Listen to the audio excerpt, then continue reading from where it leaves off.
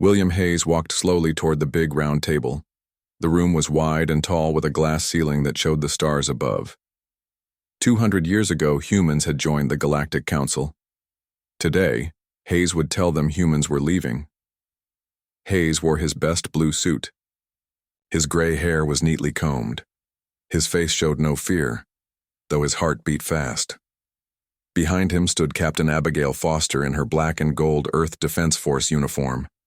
Her hand rested near her gun, ready for trouble. Not that she expected a fight here, but old habits died hard.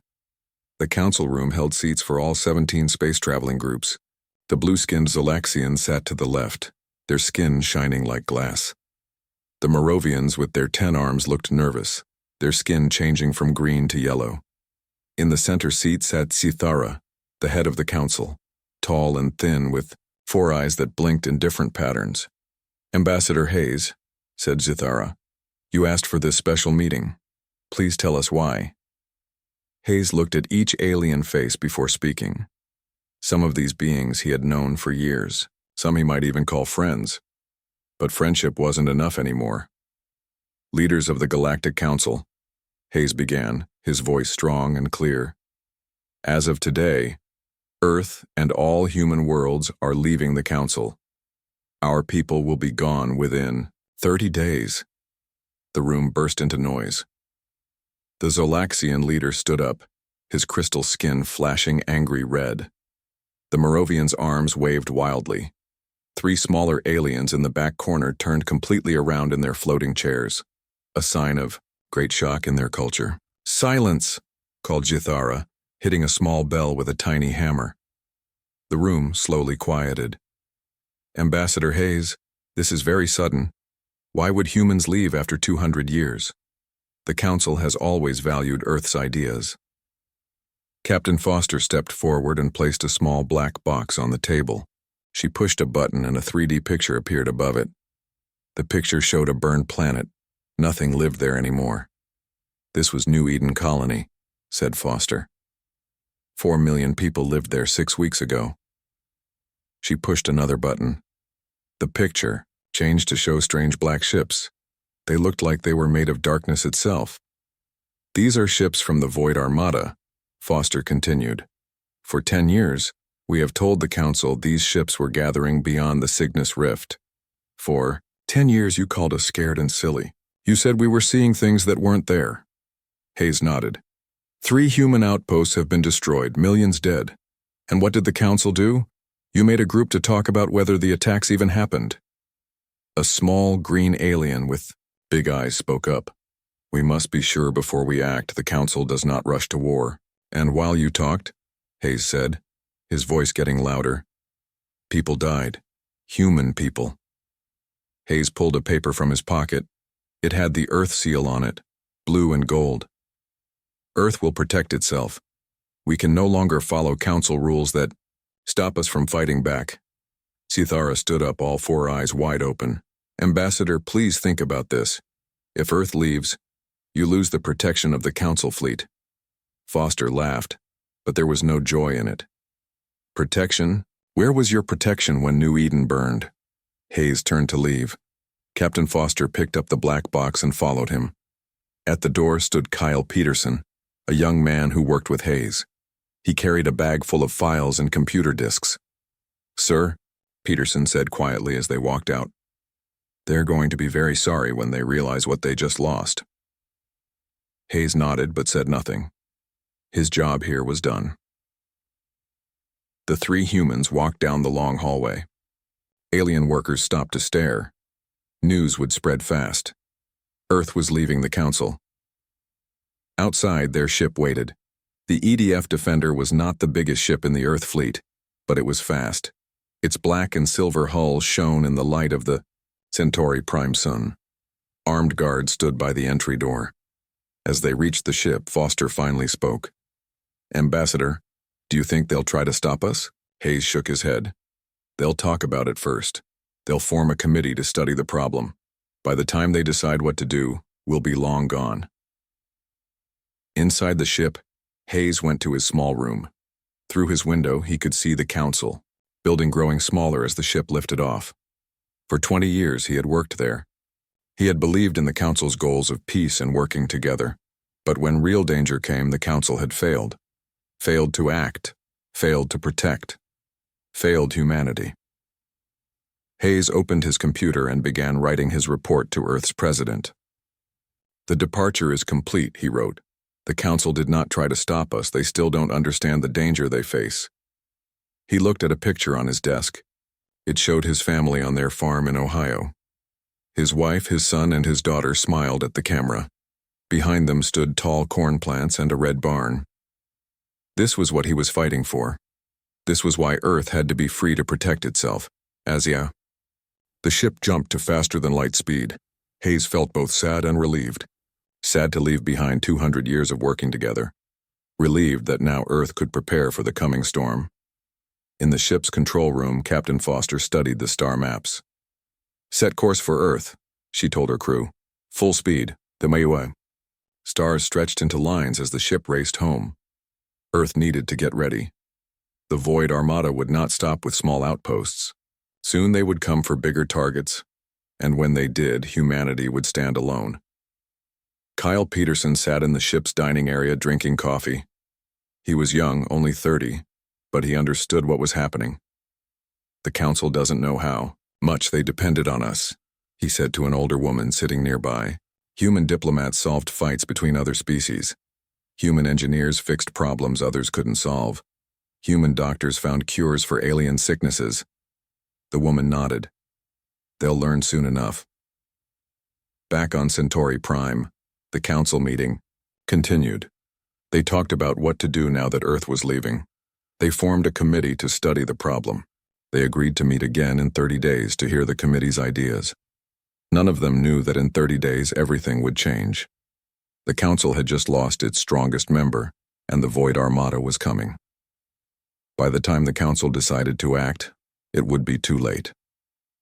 3 months passed since Earth left the Galactic Council. In that time, much had changed, both for humans and for the aliens they left behind. On the planet Centauri Prime, Council Chairperson Zithara stood in the big round meeting room. Her 4 eyes blinked rapidly, a sign of great stress. On the large screen in front of her, she watched as ships fired at each other. The Duraxian and Viridian fleets, once kept apart by careful rules, now fought openly. "Where is Ambassador Margaret? Young?" Zithara asked her aide, a small purple being named Trill. She always knew how to talk to the Duraxians. Trill looked down at his 6-fingered hands.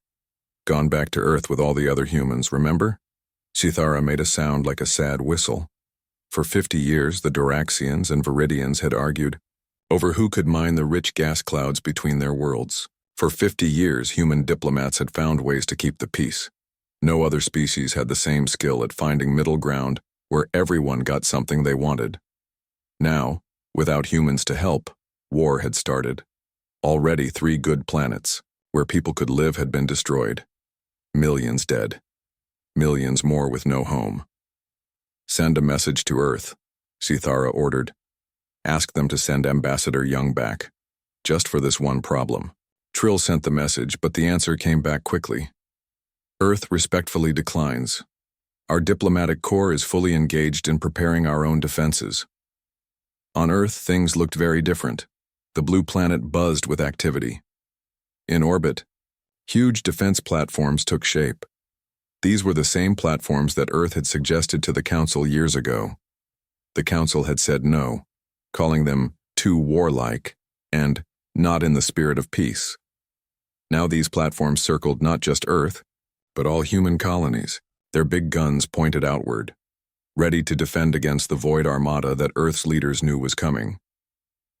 General Gregory Rivera watched the work from his office on the moon base. His dark eyes followed the movement of ships and workers in space. On his desk sat pictures of his wife and 3 children.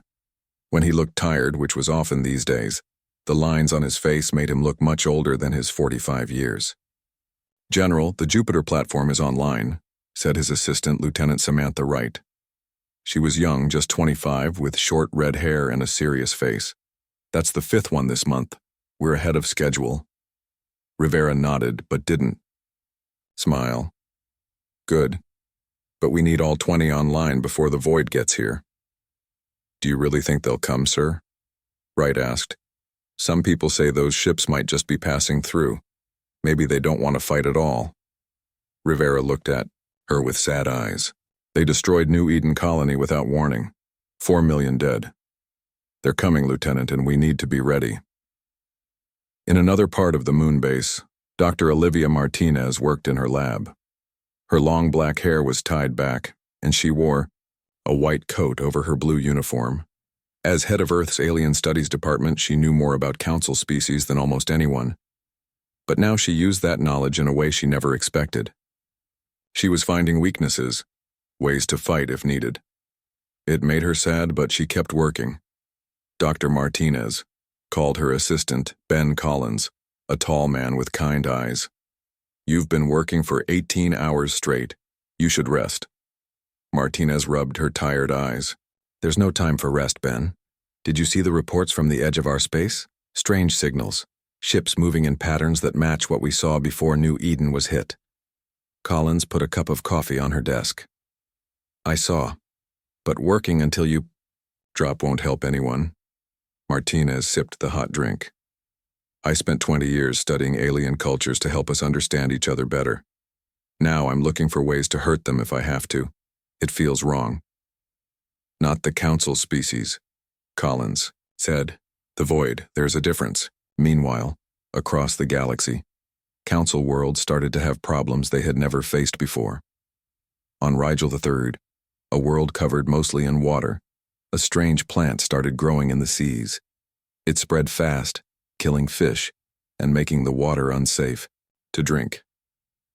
In the past, human environmental scientists would have fixed this quickly. They had solved a similar problem 10 years ago. But now, with no humans to help, millions of Rigelians got sick before anyone found a way to kill the plants. On Tau Ceti Prime, the main computer system that ran the planet's weather control grid stopped working. In the past, human computer experts would have fixed it in a day. Without them, the system stayed down for weeks. Huge storms caused floods and destroyed many homes. On the trading world of Deneb 4, business slowed to a crawl. Human traders had once moved goods between worlds faster and cheaper than anyone else. Without them, prices went up and many items became hard to find. In the council meeting room, representatives from many worlds complained. My people cannot get the medicine they need, said the Zolaxian leader, his crystal skin dull with worry. Our ships sit idle because we have no replacement parts, said the Moravian, all 10 arms drooping sadly. 3 more colonies have reported void ship sightings, said the small green Plexian, big eyes blinking fast. Without Earth's military help, what will we do if they attack us? Shithara tried to keep order, but it was hard. For 200 years, the Council had depended on humans more than anyone realized. Humans fixed problems. Humans found solutions. Humans kept the peace. Without them, the careful balance of the galaxy was falling apart. Back on Earth, President Diana Lee met with her top advisors. Reports from spies still in Council space told her about the growing problems there. Should we help them? Asked Vice President John Rivera, the general's brother. They're suffering. President Lee, a small woman with steel in her eyes, shook her head. They ignored our warnings for years. Now they want our help? They made their choice. But people are dying, said Rivera. Our people died first, Lee answered, when the Council ignored the void threat. All our resources must go to defending human worlds now. The Council is on its own. As night fell on Earth, lights shone from orbit where the defense platforms grew larger each day. Humanity prepared for war alone, while the Galactic Council fell slowly into chaos without them. And somewhere beyond the Cygnus Rift, the ships of the Void Armada moved closer, day by day. 1 year had passed since Earth left the Galactic Council. The day that humans had warned about for so long finally came. The Void Armada moved out of the Cygnus Rift and into Council space. The Claxian homeworld was the first to fall. The Claxians were peaceful farmers, their blue planet rich with crops that fed many worlds. They had no weapons, no warships, They had always depended on Council protection. When strange black ships appeared in their sky, they sent urgent messages to the Council. Their leader, a tall four-armed being named Mirax, spoke with fear in his voice. "Unknown ships have entered our space. They do not answer our calls. Please send help." In the Council chamber on Centauri Prime, representatives argued about what to do. "We must send ships right away," said the Merovian, waving all 10 arms. "First we must study these ships," said the Zolaxian. "We need to be sure they are really a threat." "We should form a committee to decide on the proper response," said another. While they talked, more messages came from the Claxian world. "The core. Ships are firing on our cities, many dead, please help. Our defense shields have failed. Unknown weapons cut through them like they were not there. This is First Minister Mirax. The capital has fallen. If anyone receives this, tell our children on other worlds that we..." The message ended. The Claxian homeworld went silent. 12 billion people gone in less than 1 day. Now the Council panicked. They tried to gather their ships into a fleet, but it was hard. Each world had always kept their own ships close to home. They had no practice working together. They had no common battle plans. The Void Armada moved on to its next target, the mining world of Rigel 5. It fell in just hours. Earth Admiral Susan Martinez of the 7th Fleet watched reports of the attacks. Her brown eyes narrowed as she studied the paths of the Void ships on the big screen in her command room. "Just as we predicted," she said to her staff. "They're following the same path our intelligence said they would." Captain Henry Lee pointed to a spot on the map. "If they keep going this way, they'll hit the Araxian homeworld next." Martinez nodded. "We tried to warn them. The Council wouldn't listen. Earth's defense was ready now. 20 weapon platforms circled the planet. Each one could destroy 100 ships. More platforms protected each human colony. The Earth Defense Force had built 200 new warships, all with weapons specially made to fight the Void. "Admiral," said a young officer, "we're getting calls for help from Council worlds." Martinez frowned. "Send the calls to Earth Command. It's not our decision to make." At Earth Command, President Diana Lee met with her advisors. The calls for help from the Council grew louder each day as more worlds fell to the Void. "We should help them," said Dr. Olivia Martinez. "If the Void takes over all Council space, they'll come for us next. Our plan was always to defend human space only," said General Rivera. "We don't have ships to spare for a bigger fight." "Maybe we don't need to send ships," said Dr. Martinez. "We could share our weapon plans, show them how to build defenses like ours." "They had their chance," said Rivera. "They chose not to listen." President Lee was quiet for a long time. She looked at pictures of the fallen worlds. Then she looked at images of Earth, blue and beautiful, with its defense platforms like silver stars around it. "For now, we stay on our path," she said at last. "Our first duty is to our own people." The Void Armada continued its path of destruction. A third Council world fell, then a fourth. Each time the Council tried to fight back. Each time they failed. On the Araxian homeworld, people looked up at the sky with fear. Would they be next? Their leaders had sent most of their ships to help other worlds, and those ships had not come back. Laura Bennett, an Earth intelligence officer, worked undercover on the Araxian world. She had stayed behind when most humans left Council space. Her job was to watch and report back to Earth. Now she sent an urgent message. "The Void ships are not hitting worlds at random," she reported. "They are following a clear plan. They hit the friendliest human allies first. Then they take out food-growing worlds, then mining worlds. They know exactly where to strike to cause the most damage." Back on Earth, analysts studied Bennett's report. "It's like they studied the Council for years," said one. "They know exactly who to hit and in what order." "They're not just killers," said another. "They're smart killers." Chief Analyst Frank Wilson had a disturbing thought. What if they waited for humans to leave before attacking? What if that was their plan all along? In Council space, things got worse each day. Supply lines broke down. Food became scarce on many worlds. The Void didn't need to attack every planet. Hunger and fear were doing part of the job for them. In the Council chamber, Now moved to a safer world after Centauri Prime was evacuated, Cythara struggled to keep order. The Moravian representative had been killed when his ship was destroyed. The Zolaxian had fled back to his homeworld. Many seats remained empty. "We must ask Earth for help," Cythara said. "Whatever it takes, whatever they ask for." A small group of council ships made the dangerous journey to the edge of human space. There they sent messages begging for a meeting. At first, Earth was silent. Then, after 3 days, a message came back. "Representatives may approach Earth. Station Alpha for talks." The station hung in space at the edge of the solar system. It was a massive metal ring with ships docked all around it. The council representatives, led by Cythara herself, came in a single small ship. Inside the station, they met with Admiral Martinez and Dr. Olivia Martinez, no relation, who represented Earth. "We were wrong," Cythara said simply. "You warned us about the void and we did not listen. Now our worlds burn. Our people die. Please help us." Admiral Martinez's face showed no emotion. "Why should Earth risk its people to save those who ignored our warnings?" Cythara lowered all 4 eyes, a sign of deep shame. "Because if the void destroys the council, they will come for Earth next. And because despite our mistakes, we are all living beings who want to survive." Dr. Martinez looked at the alien with sympathy. She turned to the Admiral. "She's right.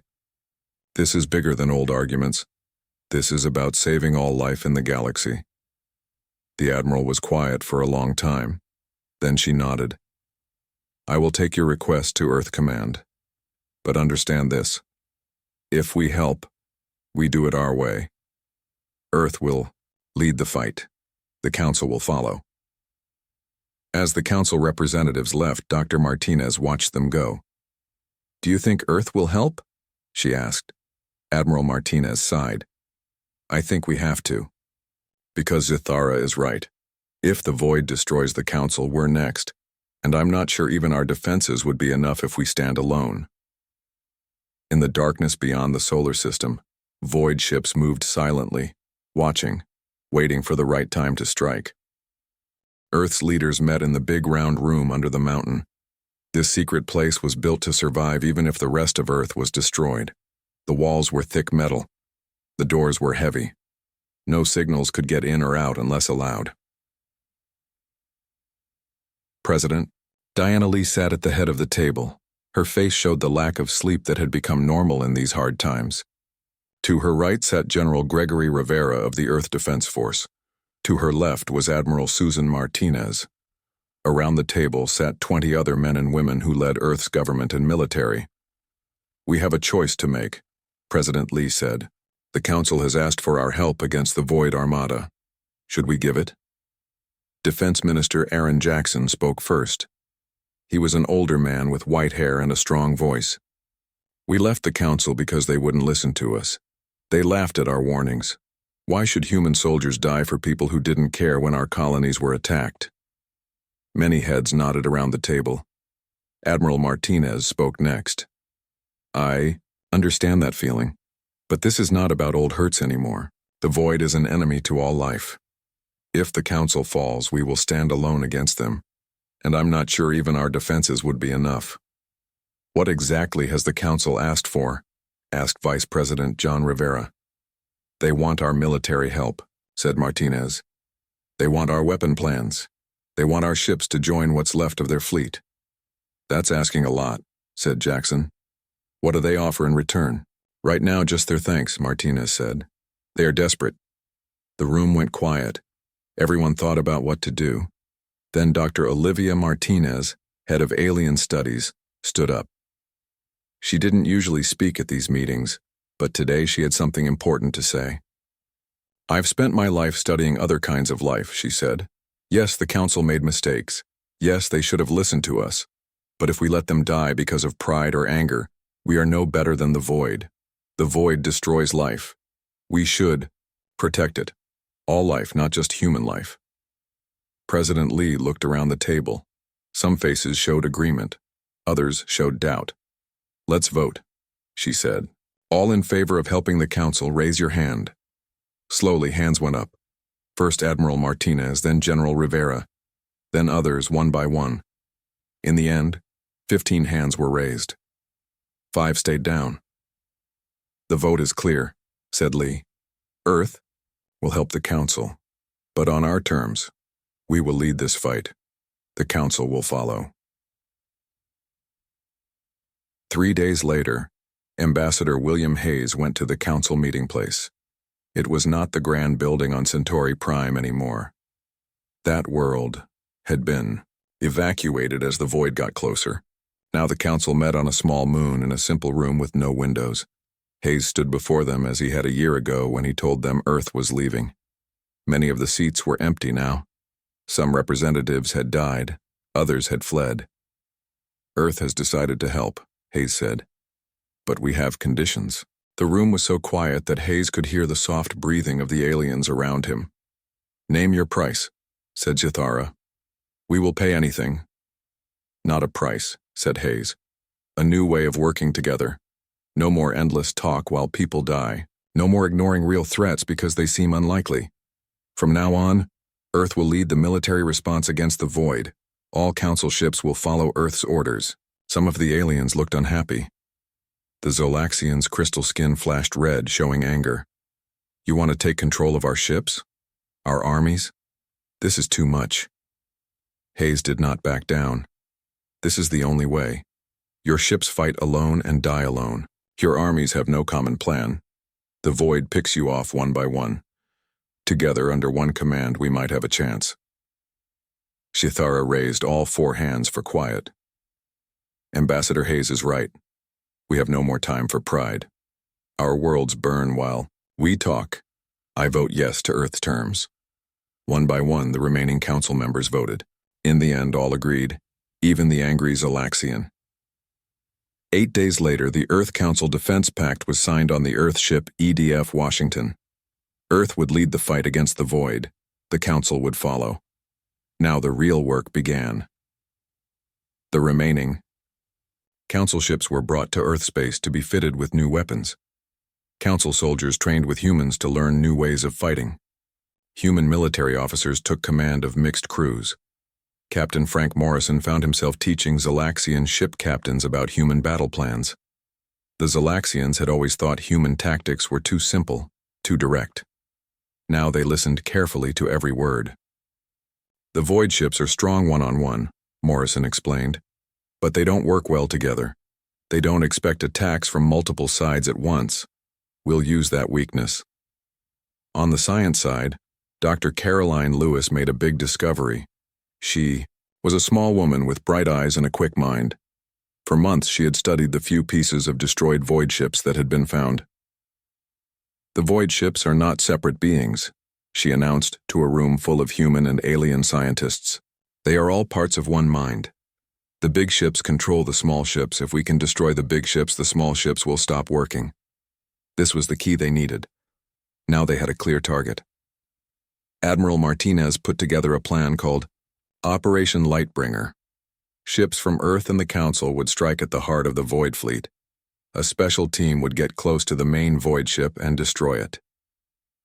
For the first time since humanity left the Council, people from all over the galaxy worked as one. Human soldiers fought side by side with aliens.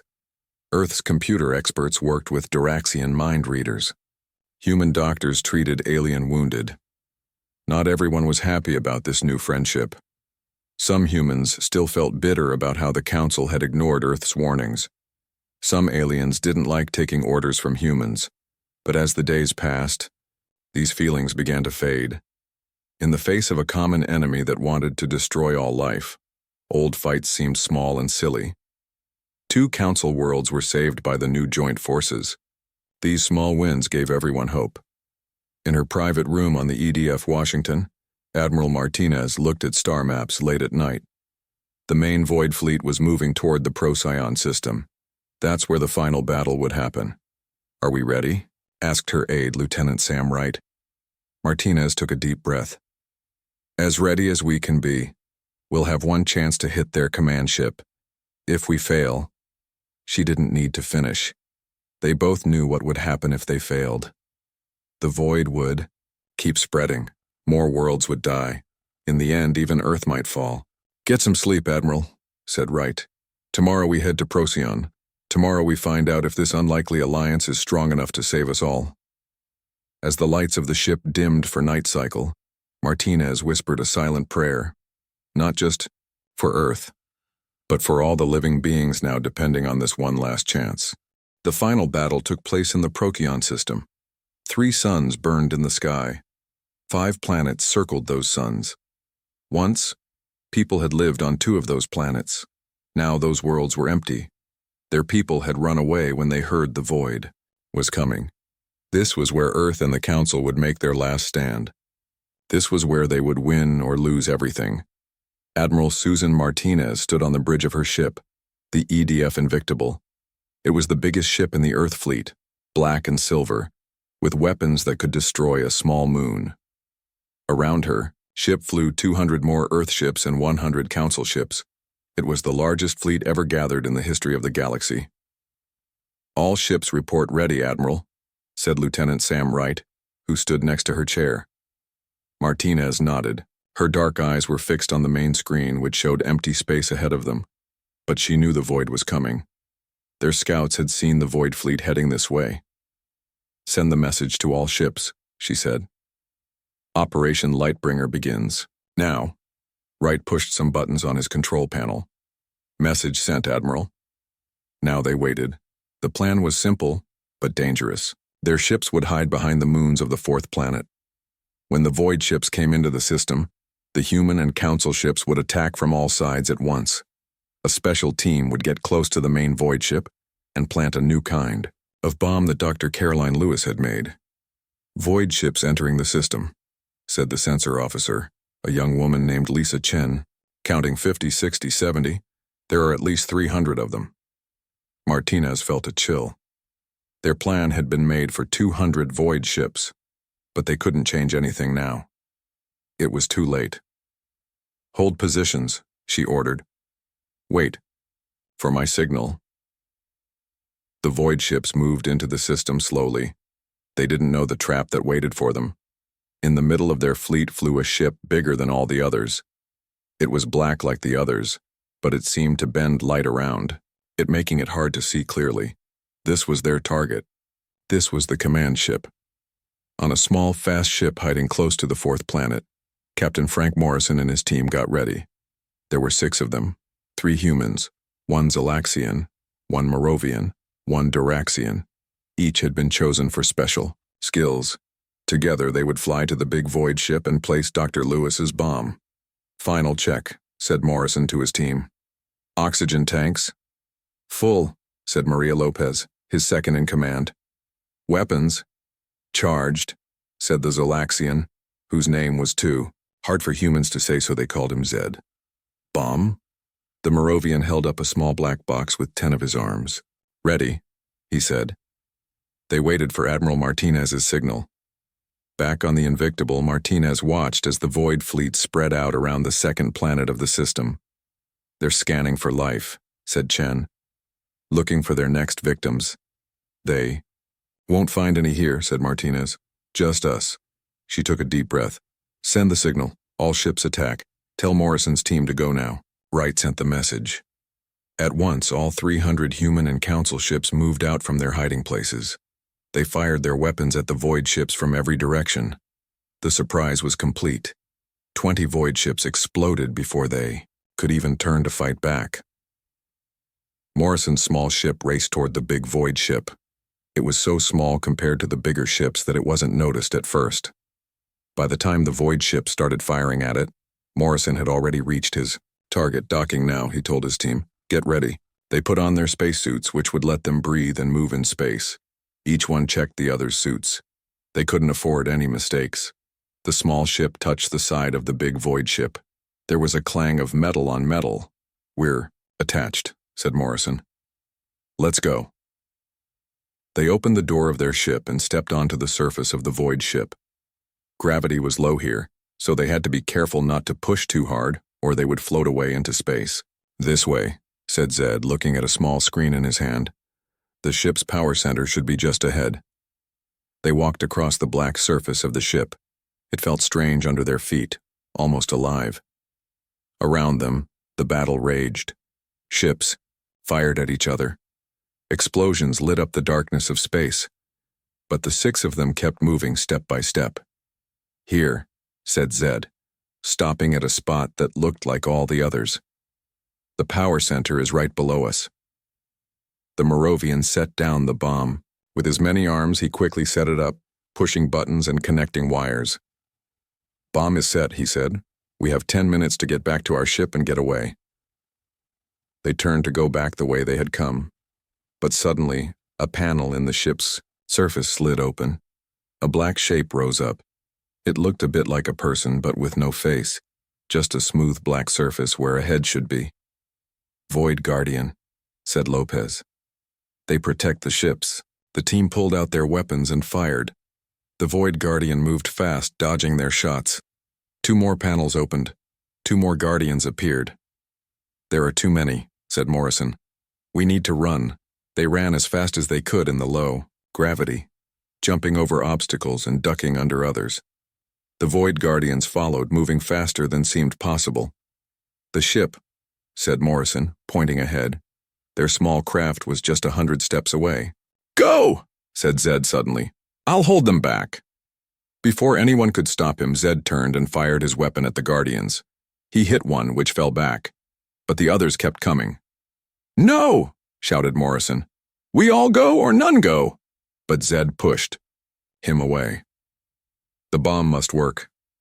The galaxy must live. Go. The rest of the team reached the ship. Morrison looked back one last time. Zed was fighting 3 Guardians now. Then a flash of light hid him from view. "We have to go," said Lopez, pulling Morrison into the ship. "The bomb will go off soon." Their ship detached from the Void ship and flew away as fast as it could. Behind them, the battle continued. The human and council ships were fighting hard, but they were losing. Too many Void ships. Too strong. Then, just as Morrison's ship reached safe distance, there was a huge flash of light from the big Void ship.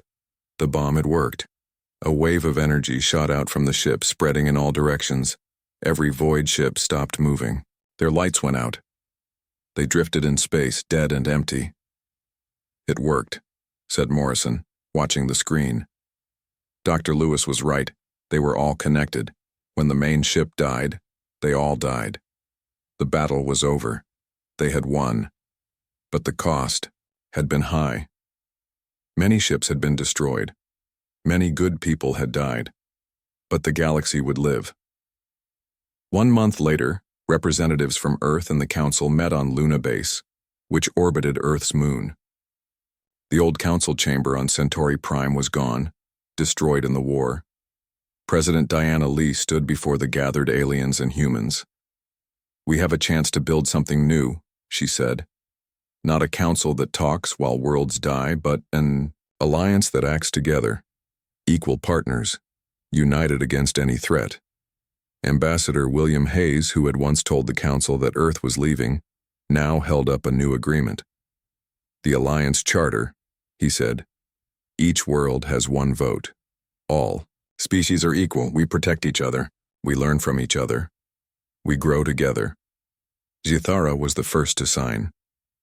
"We forgot what humans always remembered," she said. "The galaxy can be a dangerous place. Being ready to defend ourselves is not wrong. It is wise." As the new alliance took shape, humans found themselves in a new position. Not just members, but leaders. Human battle plans were taught at new schools. Human ways of solving problems were studied by all. Dr. Olivia Martinez, who had once used her knowledge to find ways to fight, now led a new group called the Alliance Cultural Exchange. "We learn about each other not to find weaknesses," she told her students, "but to find strengths, to understand, to grow." As she walked home one evening, she looked up at the stars. So many worlds, so many kinds of life, all working together now. We had to leave them to save them, she said softly to herself. Sometimes you have to step away to see things clearly. The galaxy would never be the same after the Void War. Many worlds had been destroyed. Many people had died. But something stronger had been born from the ashes of the old council, a true partnership of worlds. And at the center of it all was humanity, the species that had seen the danger coming, that had prepared when others would not, that had returned to fight when it would have been easier to stand aside. The question now was whether humans with their new power and respect would remember the lessons they had learned. Would they stay humble? Would they listen to others, even when they disagreed? Or would they become like the old council, too sure of themselves, too slow to act? Only time would tell. But for now, the stars were peaceful, the void was gone, and the new alliance of worlds looked to the future with hope.